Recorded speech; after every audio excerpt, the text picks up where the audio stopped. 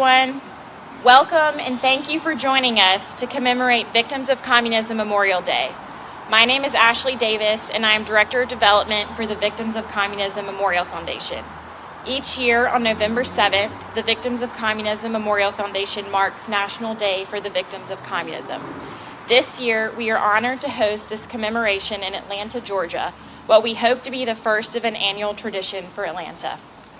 Thank you to Rodney Mims Cook Jr. and his team at National Monuments Foundation for welcoming us to the beautiful Millennium Gate Museum.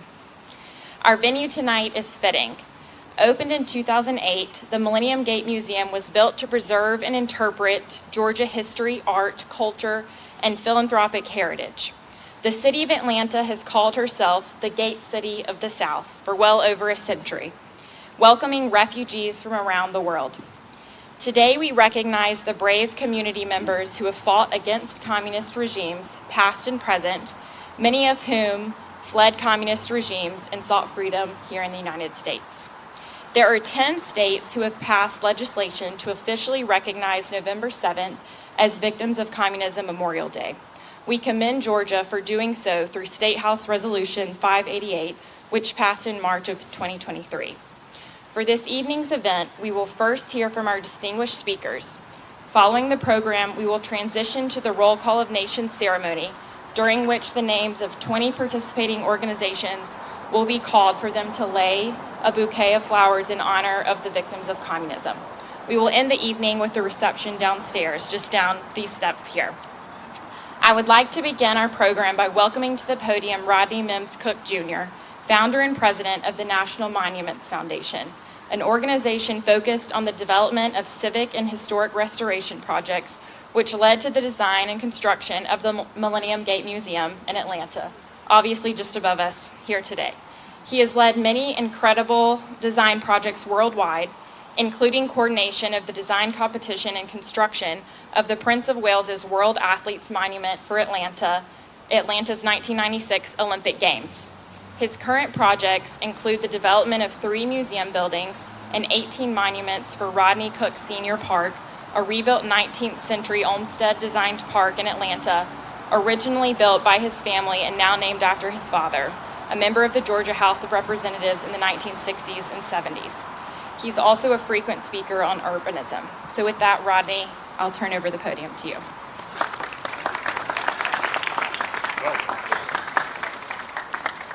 I'm going to hang on to this just in case. Welcome to the Millennium Gate. Jake, where are you? Just catch. We don't want Old Glory to fall. No, we don't. We certainly, no, I got this one. You get the other one. We are really honored to have all of you here. We got some old friends, certainly, and some new friends. And I see my old buddy Jose, who has told me some things about communist regimes that he's experienced personally that have chilled my blood. And now we're looking at it again with our greatest city. The events of this week have made such drastic adjustments to the American landscape and lexicon. And this event and this organization is all the more important to teach our young people just what they're facing. This is a crisis, and don't hesitate that it is not a crisis.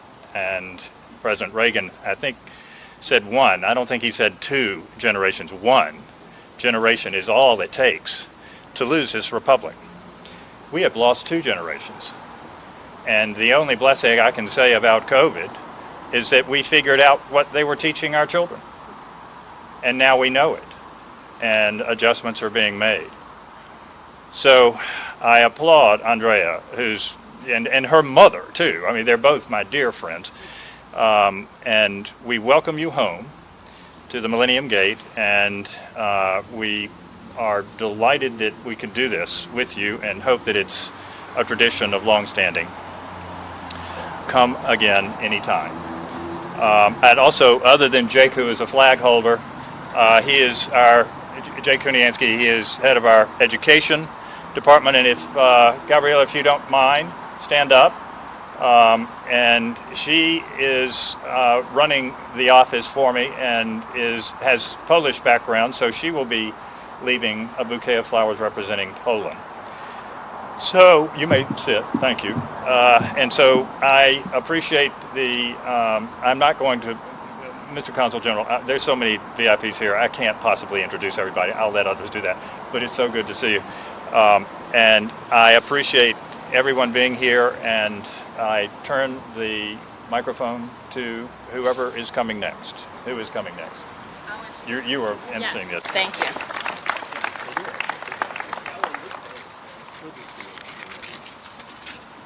We'll keep an eye out. Thank you. Thank you very much, Rodney. Next, I'd like to introduce Dr. Eric Patterson, President and CEO of the Victims of Communism Memorial Foundation, which educates people about the millions killed and those still suffering under communist regimes through its one-of-a-kind museum, groundbreaking academic programs, policy-relevant research, and museum, and inspiring witness stories so the world will never forget. So with that, I'll turn it over to you, Eric.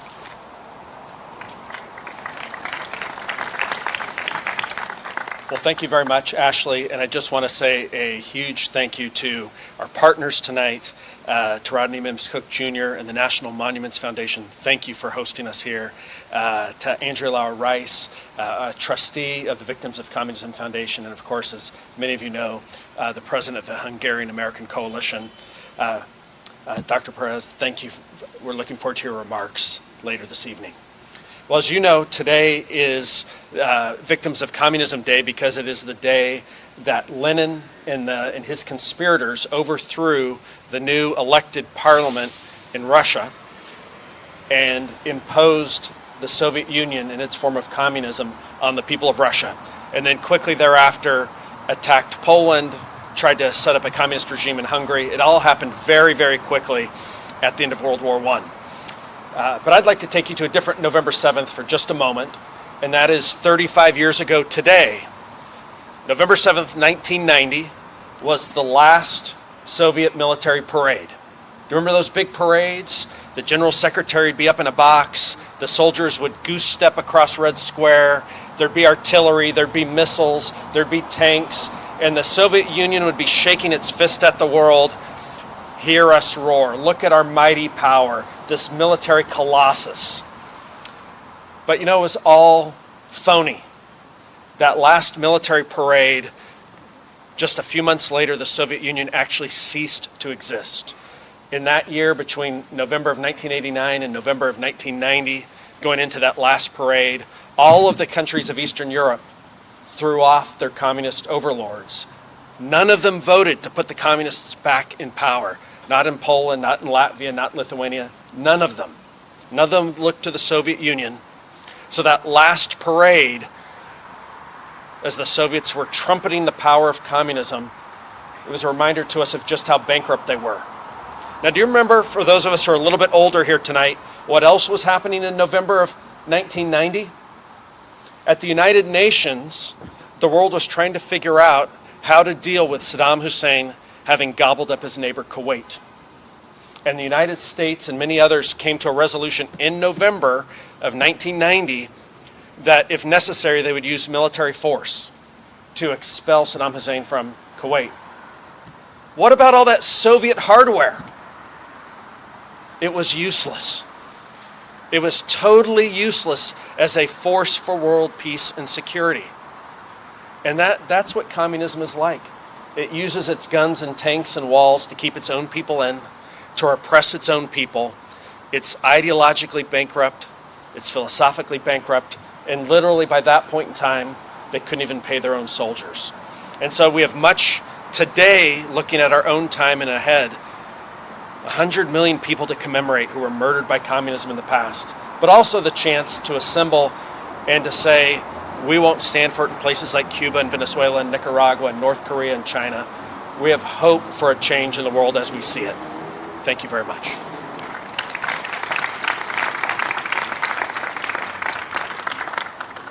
Thank you, Eric. Now I'd like to introduce Andrea Lauer Rice, who has served as president of the Hungarian American Coalition, the community's largest umbrella organization, for the past 8 years. From 2019 to 2023, she was the U.S. Regional Diaspora President, representing the American Hungarian community to Hungary. She is co-founder of Memory Project, an award-winning collection of 150 videos based on life stories of Hungarians who immigrated to the U.S., especially those following the Hungarian Revolution of 1956. She is the proud daughter and granddaughter of 56ers, and I know we'll hear a bit more about her family's story tonight. And she's created numerous multimedia projects to teach the next generation about the 1956 revolution and the evils of communism, including leading the charge to create a 14-foot freedom fighter statue in the heart of Atlanta, Georgia, just beyond us here. So please be sure to take a look at the freedom fighter statue, and we'll have a procession to the statue just after this program. We at the Victims of Communism Memorial Foundation are proud to have Andrea as a member of our Board of Trustees, and so with that, I'll turn it over to you, Andrea.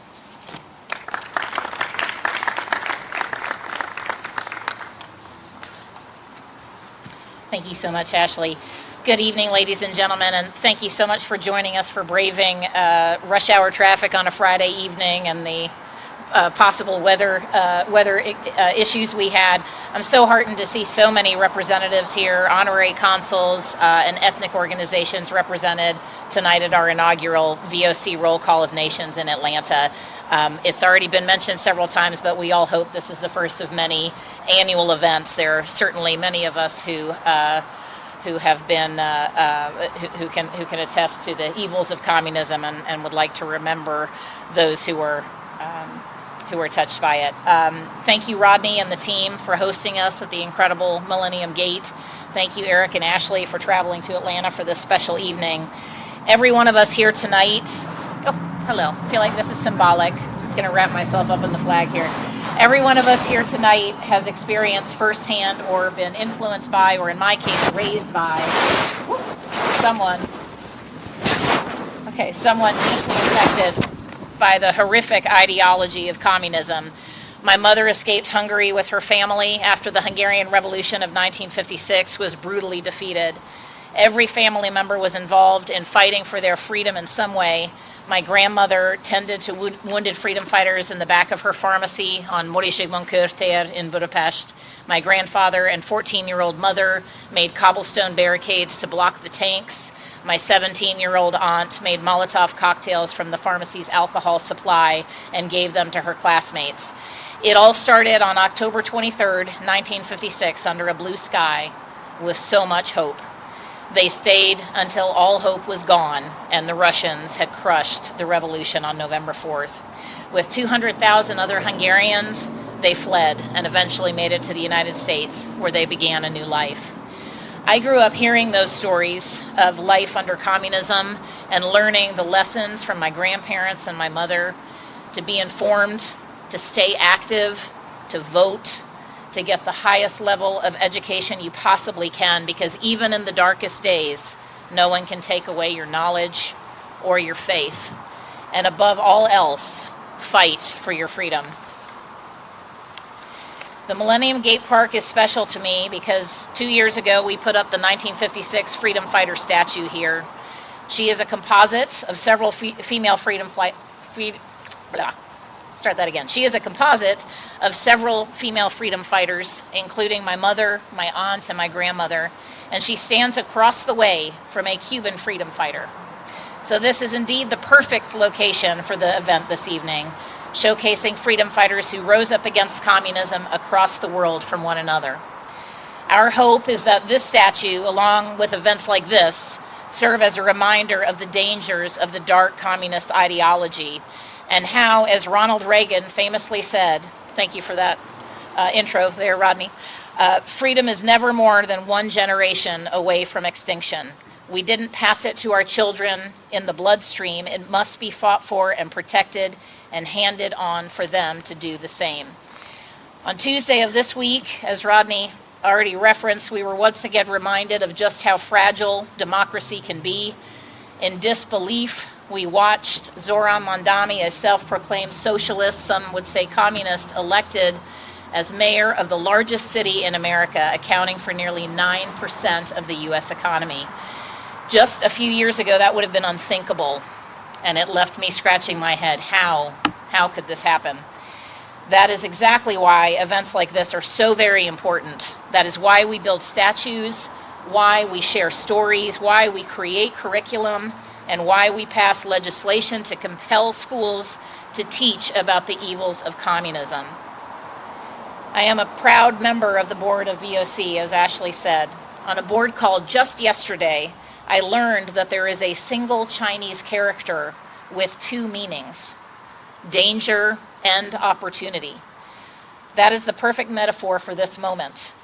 Instead of just being horrified by the New York election results, we can look at it as an opportunity to teach the next generation that this ideology is an anathema to our American values. In America, we believe in freedom. We believe in capitalism. We believe in opportunity, and that is what we fight for. So tonight, we come together to honor the victims of communism, and tomorrow we roll up our sleeves, for there is more work to be done, and this is a fight we must win. Thank you.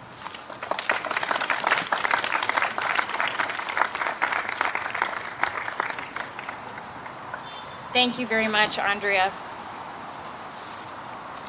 I'm now pleased to introduce Jose Perez.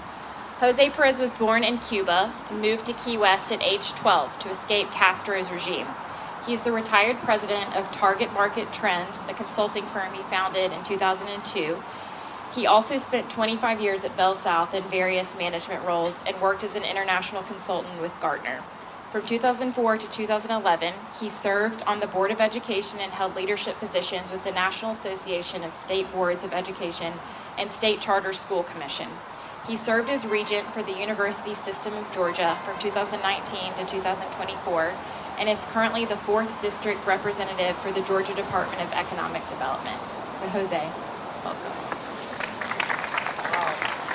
You did your work. I didn't send that bio in. My goodness, thank you, thank you. You are Andrea, you're a hard act to follow, okay? I want to stand here and say, fight, fight, fight. You've seen that before someplace, haven't you? Good evening to everyone. Thank you for coming. I think this is so important that, can you hear me okay? I wear hearing aids, and when I think I'm loud, I'm not at all, so okay, good. So it is a pleasure. Where is Rodney? Behind me. Thank you. Oh, that's a good picture. Thank you to Rodney for holding us here.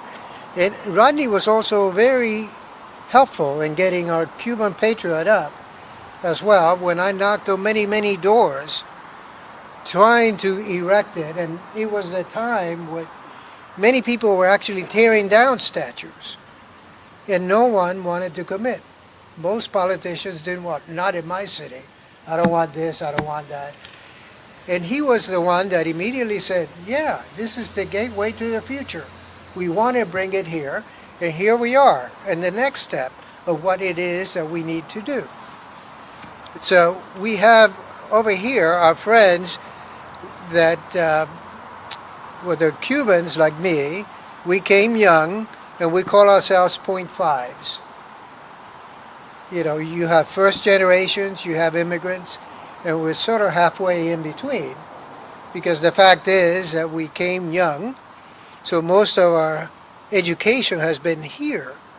So we can tell jokes in English and laugh, and we can tell jokes in Spanish, and sometimes even translate them across, and we still laugh at each other's jokes.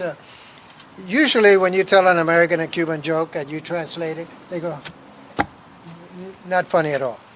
So anyway, as an economist, I have numbers. So forgive me for that, but I gotta say them. Okay, in the 50s, Cuba was actually one of the richest countries in Latin America and had a higher GDP per capita than Georgia. We are here in Georgia. Cuba had a higher GDP. It's also a relatively large island Although when you use the term island, we kind of think of the Bahamas. You know, you go to Nassau or whatever, a little tiny thing, or Key West, 3x5, that's an island. Cuba, if you superimpose it over Florida and Georgia, you're 20 miles from Tennessee. It's that long. Does that give you a sense? Okay, there were 6 million Cubans when Castro came in, and virtually 1.3 million have left the country. Now, who left the country? The ideal, and I think they've learned, so they move a little slower. So I don't expect New York to move very fast. Castro moved in very fast. It was awful in the sense that I was a kid in 6th grade, and I saw them come in, and mobs went and shot others, and just went into homes and killed the people, stole their goods. And here I am, a 12-year-old, watching this happen, and I can still see it vividly. Then he came in, Castro, and he said, that one should be guilty, that one is guilty. Then they set up kangaroo courts, and they condemned him, and they shot him, and they threw the firing squad, and they televised him. So this little kid watched it on TV, and we saw these people just rolled over and fall dead. You go, that doesn't leave your mind as a young man, probably as an older person either, but nevertheless, there was that kind of intimidation. It became the rule of the land. If you do anything against this, you're going to get shot. Immediately they began to institute neighborhood watch, not in the way that we think of them here. Okay, they were watching you, not the robbers. They were watching you, and if you said anything against the revolution, the government, then they would turn you in, and they could knock on your door. No due diligence. They just take you in, and maybe they would see you again, maybe not. So it was anybody's guess. Then, I was 12, so then the rumor began running through the island that Castro next was going to institute a army duty, a draft, so to speak, age at 13. And that was the straw that broke the camel's back, and my parents said, you're leaving. Now, the other story that I want to tell you about is, in Cuba we had a lot of, and I was sharing it with some of my Chinese friends from the press. In Cuba we had a lot of Chinese people, and many of them had left China during Mao. And I remember also as a little kid, around the kitchen table, my parents speaking to our Chinese neighbors. And my Chinese neighbors were saying, that guy in the mountains, he was speaking through the radio.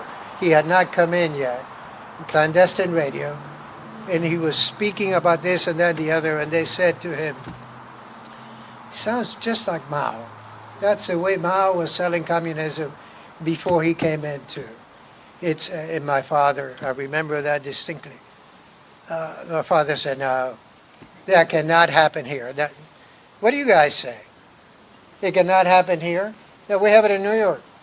That's what my father said. No, it can't happen here. We have the Constitution, we have the president, we have this, we have the other, and it was all patterned right after the American Constitution. It was identical. Even the Capitol in Cuba is just like the American Capitol. And it happened with a vengeance. And there's, I don't know, I mean, I lost track. I went to Key West. My parents stayed behind. My father was finally out in 5 years. In between, there was the Bay of Pigs, where they picked up most of my family and put them in jail. And my dad was hiding in places until he got out. And I was a junior in high school. And we were able to negotiate, or he was able to negotiate, a government apartment. Government apartment. So my father was washing dishes. My mother was cleaning hotel rooms. I was working full-time, not full-time, part-time after school, but many hours at a theater. So I got there at 4 and left at 11. Yeah, that's almost a full-time. 7 days a week. We made tamales.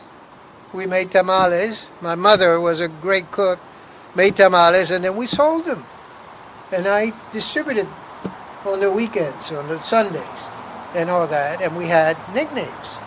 Key West, a lot of Cuban families there, and of course my name is Jose.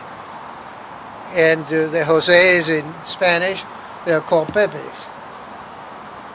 So my name became Pepe el Tamalero. The guy that sold tamales. So we all had Pepe Descarado, there's Juanito Factura, all the names associated with young people in our community, in our culture. And it was fun that way. I am so happy to be an American. I consider myself, and we raised our kids. Yolanda is back there. Yolanda and I raised our kids to be in the mainstream. The fact that I worked for Bell South got me out of Miami to here, and I'm delighted to be here. We were able to raise our kids, I think, better than in Miami. The drugs were crazy there at the time, and we thought it would be better here. And it's been perfect. Our kids are mainstream. I have one over here, one that couldn't make it, and the other two, the daughter and husband, are in New York City.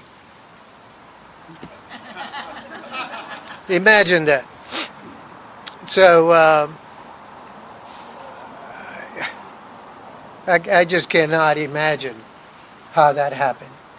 But it's free stuff. So I ended up as an adjunct running my company, and I was on the board of Georgia Gwinnett College, and I said, let me get to the students, let me teach them. So I joined as an adjunct, and often during the class I did many different things associated with, again, supply and demand and opportunity cost. And I think we need to teach our legislators economics, because some of the things that I see coming, it's just beyond me. But anyway, in class I often ask the kids, okay, how many of you want free things? And they all wanted free things, isn't it? Okay, how many of you are willing to pay the others for free things? No hands went up. Now that's simple, isn't it? Isn't that simple to understand? Tax the rich. The rich are the ones that have precisely the power to move away. The poor are the ones that are trapped. They can't afford it. So in what mind does it fit that I can just make those people pay? I'll force them to pay. It's in history. They move. 1.3 million Cubans moved. These are the capitalists that were in Cuba. These were the people that ran companies that were successful companies. And what happened? They moved. And somehow, in Fidel, by the way, was also 32 when he took over. And he had never worked either. His father was supporting, even with kids. It's almost like deja vu. It is actually very scary to me. And I fret over that because until you walk in somebody's moccasins, you don't really understand it. I invited the Speaker of the House. I spoke to the governor. I invited many others. They don't see it as urgent. I do.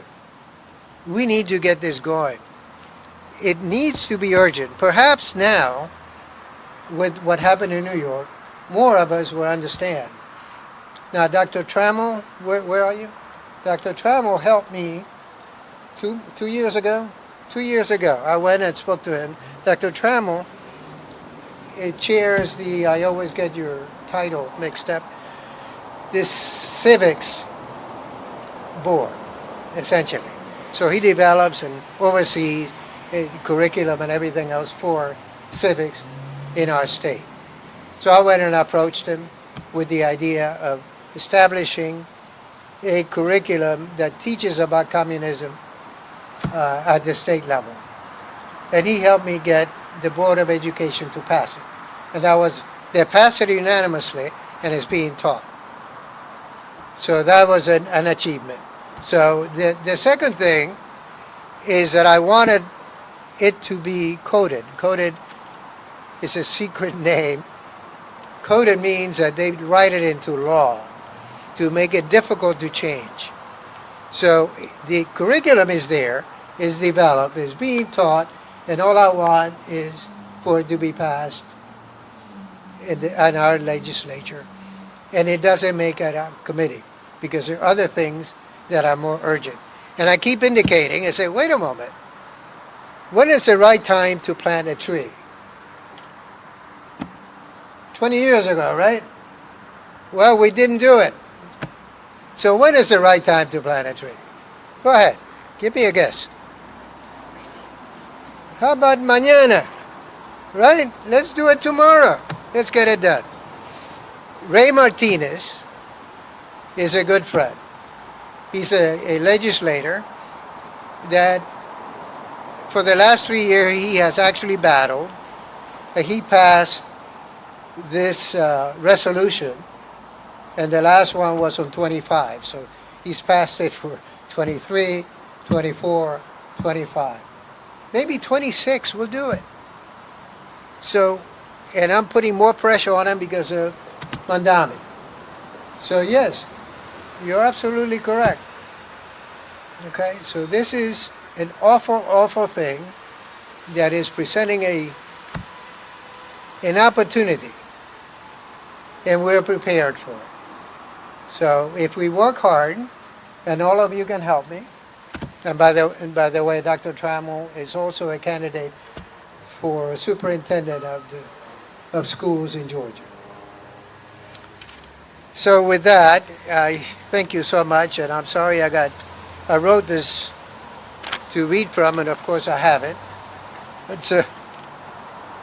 But you get emotional when you get up here, and you heard what I had to say pretty much.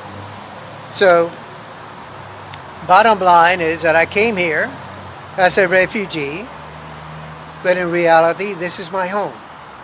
I even don't put Cuba when I put my profile as my home, because if I were to go back there, you know, it just wouldn't be home anymore. I wouldn't recognize half this stuff. I wouldn't even probably connect with the people, etc. And I found a country that strives, that's the key word, strives. And I wish I had better light. And now that I'm reading, to protect the rights and the freedoms of our people. And I'm grateful every day when I wake up for the chance to live in a place where liberty is not just a word, it's a way of life.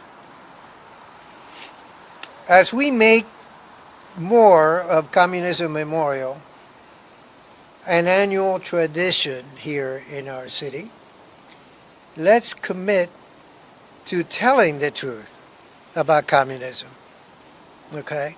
We all need to connect, make sure that we carry forth and tell others. Okay.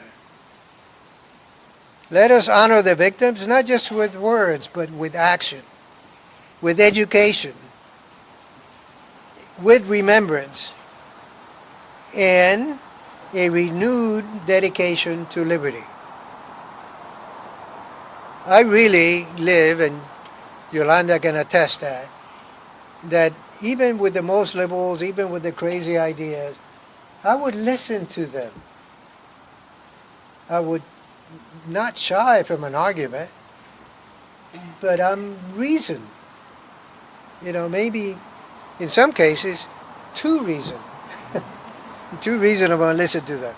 Anyway, I'm over here wondering, and I believe we've got wine and hors d'oeuvres waiting for us. So thank you very much, and we may never forget those who suffered, and may we always cherish, please, the freedom that we have. Thank you. Is an award-winning author of 16 books for young readers, including The Rooster Who Would Not Be Quiet, Martina the Beautiful Cockroach, Rita and Ralph's Rotten Day, 14 Cows for America, which is a New York Times bestseller, and The Peanut Man, which was selected by Georgia Center for the Book to represent Georgia at the Library of Congress's National Book Festival for 2025. And just as an aside, I have young children, and we love reading all of Carmen's books to our children, so they have wonderful lessons in them. Her personal stories first appeared on NPR's National Book Festival, NPR's All Things Considered. Funny, insightful, and frequently irreverent, Deedy's narratives are culled from her childhood as a Cuban refugee in Decatur, Georgia. She hosts the 4-time Emmy-winning children's program, Love That Book. Deedy is also an accomplished lecturer, having been a guest speaker for the Library of Congress, Columbia University, the TED and TEDx Conference, and the Kennedy Center, among other distinguished venues. An editor and lifelong advocate for libraries, she previously served on the advisory board of the Smithsonian Libraries and Archives. So Carmen, please welcome.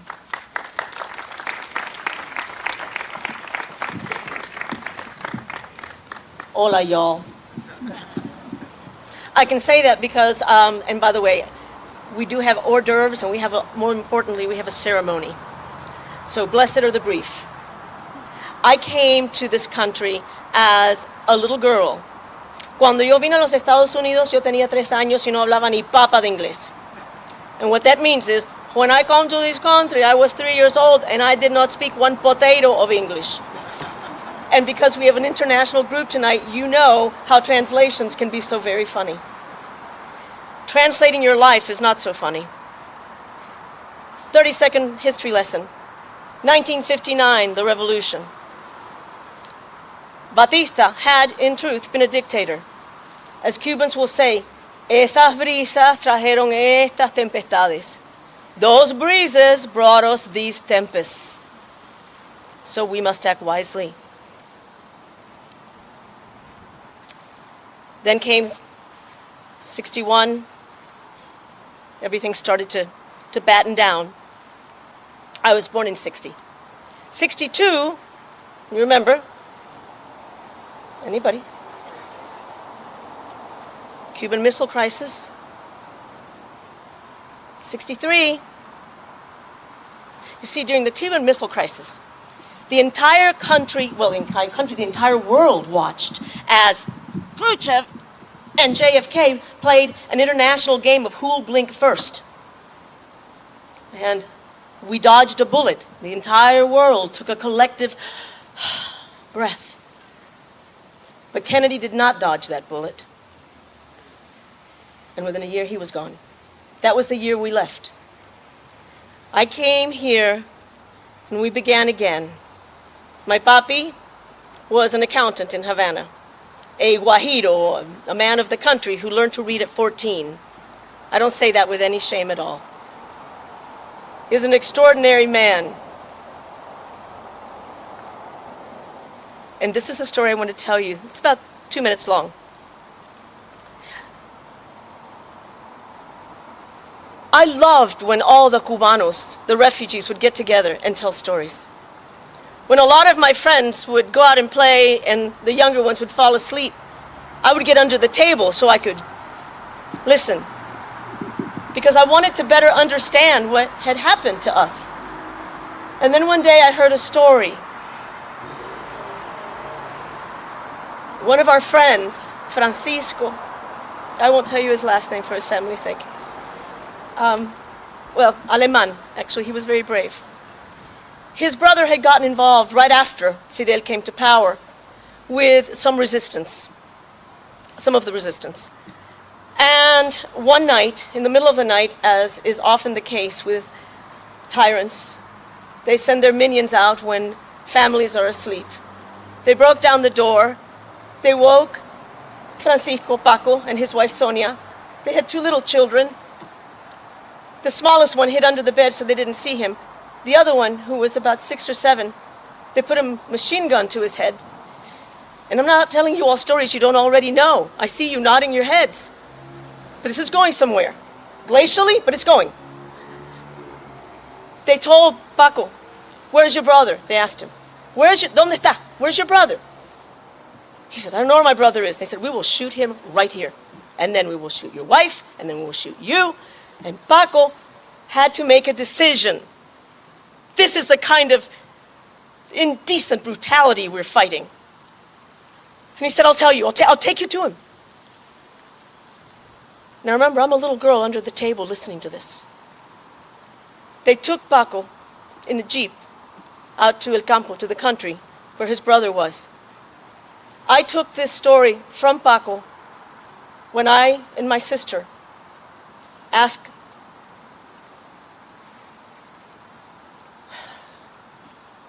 the Humanities Council to give us a grant before these people died.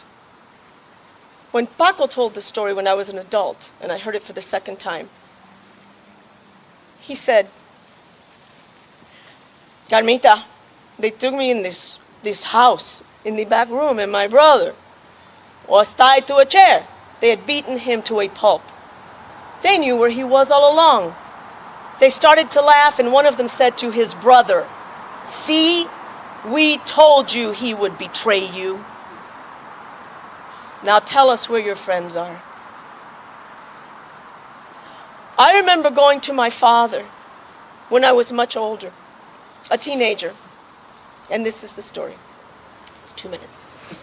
I said, "Papi, I don't know that you know this, but I listened to a lot of the stories when I was little, and a lot of times I would get under la mesa, the table, and I remember this story that Paco told. And Papi, it stayed with me forever. And because I was a teenager and I was an idiot, because they're young, they don't know. I said, "Papi, you shouldn't have let us hear some of those stories." And my father, being a Cuban Guajiro, said, "Siéntate, sit down. Did I ever tell you about the tocorroco?" "The what?" "The tocorroco. It's a Cuban bird." I said, "No, Papi, what does this have to do with anything? Just listen, it's really short." It's never really short with Cubans. But it was short. He said, "The tocorroco is a bird that came from Mozambique to Cuba. It's a very strange bird, because if you put him in a cage, if you deny him freedom of flight, he will not eat, he will not drink, and he will die." I said, I've never heard this. Many birds died when the country was first colonized, and then they learned they could not ensnare the birds. They could not put them in cages because they would die, and so all the other birds won their freedom because a few birds were willing to die. And then my dad said to me, "But a few decades passed, and nobody told the story. And so they began to ensnare and capture the birds again. And then those birds had to die. And once again, the birds were free. It will not be very long before the hunters come again. The price of freedom is dearly bought and easily forgotten if we do not tell the stories. That is why New York, a city of trees, voted for an axe. We need to tell the story to our children." Gracias.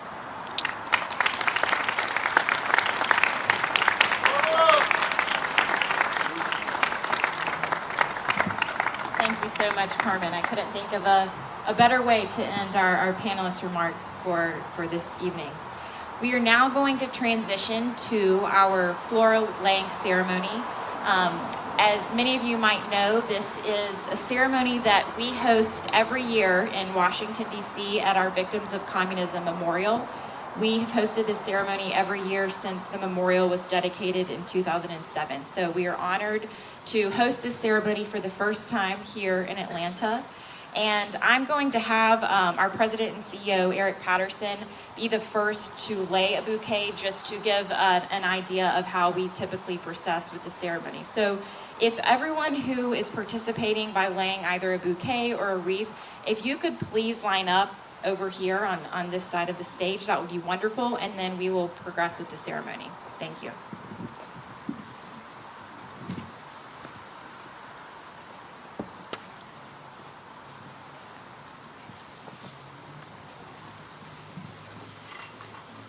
While you're getting lined up, I'll just share one other piece of logistical information. So we do ask that each group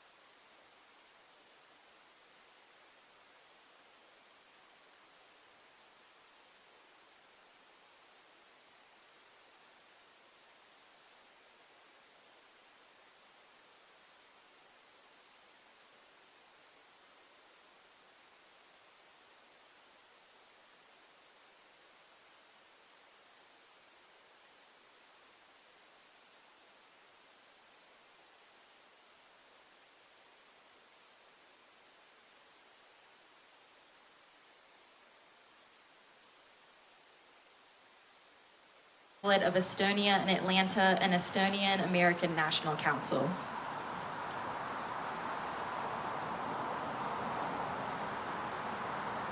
How about I flip these around so the flowers are facing front? Is that okay? Yeah. Stop.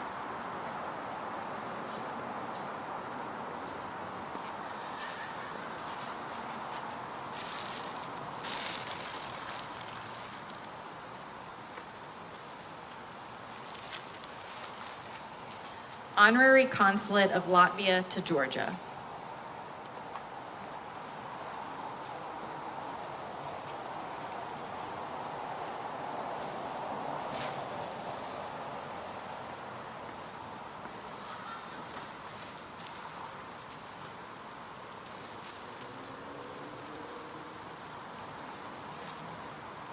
Honorary Consulate of Ukraine in Atlanta, Georgia.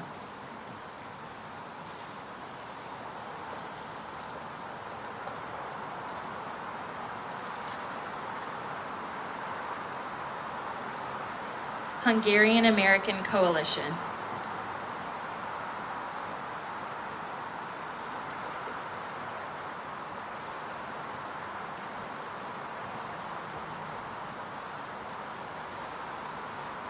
Marti Historical Society.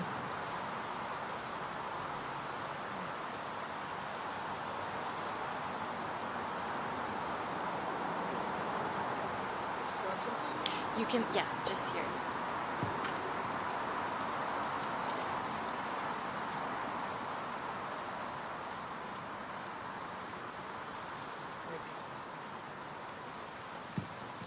In honor of the people of Poland.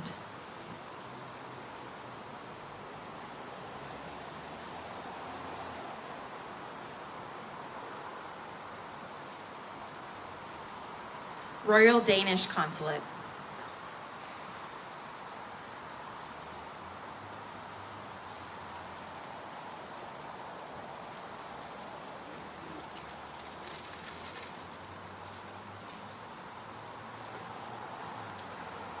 Royal Lao Veteran Association of Georgia.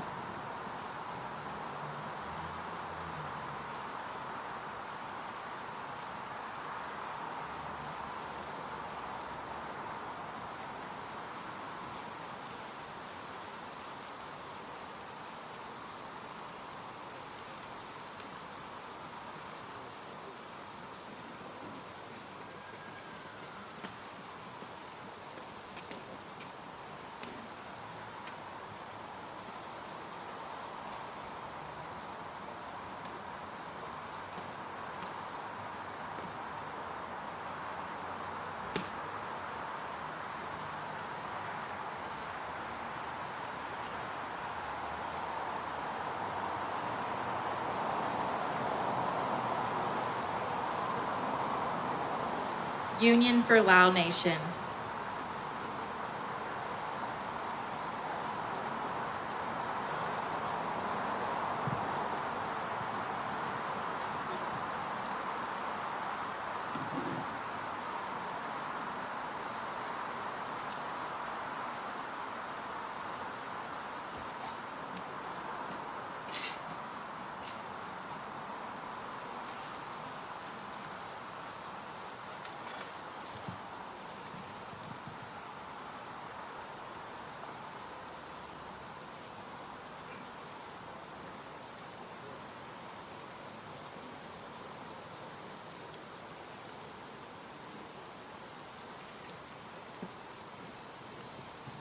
Vietnamese American Community of Georgia.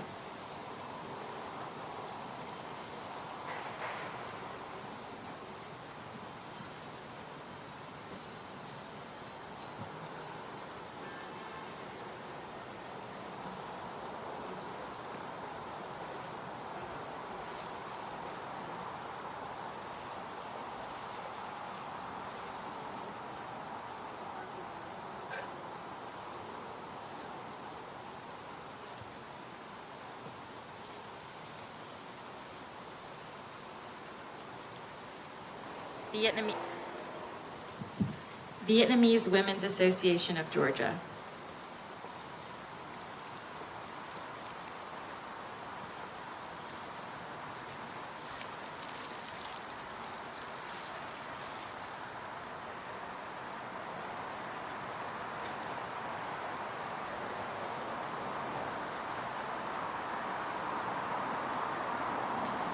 And finally, National Monuments Foundation and Millennium Gate Museum, who will lay their wreath in front of the Hungarian freedom fighter statue.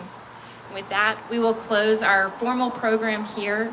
Please join us for a reception downstairs. You can make your way through these stairs here, and we also have an elevator accessible if needed. So thank you all very much for joining us this evening.